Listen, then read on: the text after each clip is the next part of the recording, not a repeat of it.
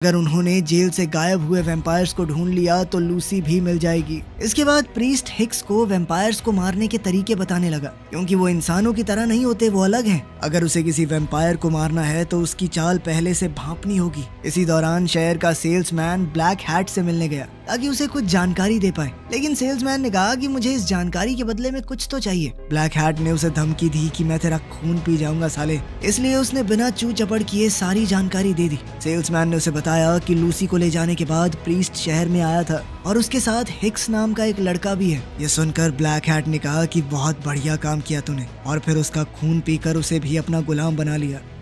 ठीक उसी वक्त वो लेडी प्रीस्ट ओवन के घर तक पहुंच गई, लेकिन उसे वहां प्रीस्ट कहां मिलने वाला था। वो तो हिक्स के साथ पश्चिम दिशा की तरफ निकल पड़ा। रास्ते में थोड़ा आराम करते हुए प्रीस्ट ने पूछा कि क्या ओवन को पता था तुम्हारे और लूसी के बारे में, जिसके जवाब में हिक्स ने कहा कि नहीं। जब प्रीस्ट ने पूछा क्या तुम लूसी से सच में प्यार करते हो, तो हिक्स ने हाँ में जवाब दिया। इस पर प्रीस्ट ने कहा कि अगर वो इन्फेक्टेड हुई तो मैं उसे मार दूंगा। इस पर हिक्स तुरंत बोल पड़ा कि मैं ऐसा करने नहीं दूंगा तुम्हें। आखिरकार दोनों हाइव तक पहुंच गए और उसकी दीवारों पर चढ़ने लगे। जैसे ही उन्होंने अंदर कदम रखा, प्रीस्ट को जंग के वक्त की यादें सताने लगी, जब वो अपने साथियों के साथ वहां आया था। उसने हाइव में रोशनी की और हिक्स से कहा कि जो भी सामने आए उसे गोली मार देना। फिर प्रीस्ट सुरंग से नीचे कूद गया। इसी बीच हिक्स को मिट्टी के नीचे दबा हुआ एक खिलौना मिला और वो हाइव के आसपास के इलाके को देखने लगा। तभी उसके पीछे एक जीव आ गया और नीचे प्रीस्ट हाइव की सुरंग की जांच करने लगा। तभी उसने देखा कि कोई उसके पास से भाग कर गया है और वो भी उसके पीछे भागा। जब उसे सुरंग के आखिरी सिरे पर रोशनी दिखाई दी, तभी अचानक से लेडी प्रीस्ट ने उस पर हमला करने की कोशिश की,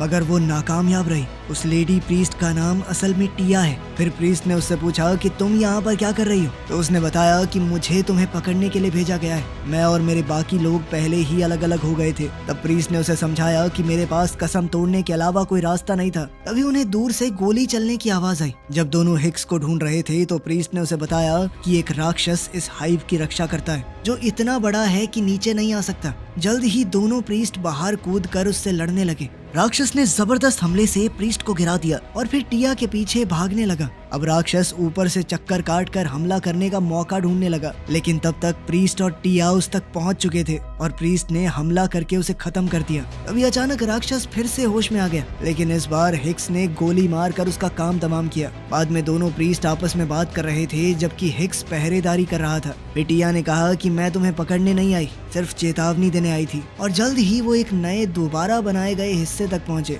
और इस बार जब वो अंदर गए तो उन्होंने एक बहुत बड़ा अड्डा देखा, जिसे देखकर लग रहा था कि ये नई सेना के लिए बनाया गया हो। मगर अजीब बात ये थी कि वहाँ तो कोई भी नहीं था। तभी अचानक प्रीस्ट टिया और हिक्स के पास आकर कहने लगा कि हवा का रुख बदल रहा है। जल्द ही उनकी नजर एक बड़ी एग्जिट पर पड़ी, जो कि सीधा जेरिको शहर की तरफ खुलेगी। वहीं पर बाकी प्रीस्ट भी जा रहे थे। इसी दौरान वैम्पायर्स की ट्रेन जेरिको स्टेशन पर पहुंची, जिसे देखकर वहां काम करने वाला एक आदमी हैरान रह गया। ट्रेन उसके बिल्कुल सामने रुकी, लेकिन कोई बाहर नहीं निकला। लेकिन जैसे ही वो दरवाजा चेक करने गया तो एक वैम्पायर ने उसे जान से मार दिया। फिर ब्लैक हैट बाहर आया और उसने अपनी सेना को काम शुरू करने के लिए कहा। एक परिवार आराम से अपने घर में म्यूजिक सुन रहा था। तभी एक वैम्पायर उनके घर में घुस गया और उसने परिवार पर हमला कर दिया। पूरा शहर वैम्पायर्स की सेना की चपेट में आ गया और ब्लैक हैट उस मंजर को इस तरह एंजॉय करने लगा मानो दिलजीत का कोई कॉन्सर्ट चल रहा हो। तभी अचानक वहाँ 3 प्रीस्ट पहुँच गए और उन्होंने ब्लैक हैट से लड़ना शुरू कर दिया, लेकिन ब्लैक हैट ने उनमें से एक को बहुत ही आसानी से मार दिया। फिर उसने बाकी दोनों से कहा कि तुम मेरे साथ जुड़ना चाहोगे या इसकी तरह मरना चाहोगे, बता दो।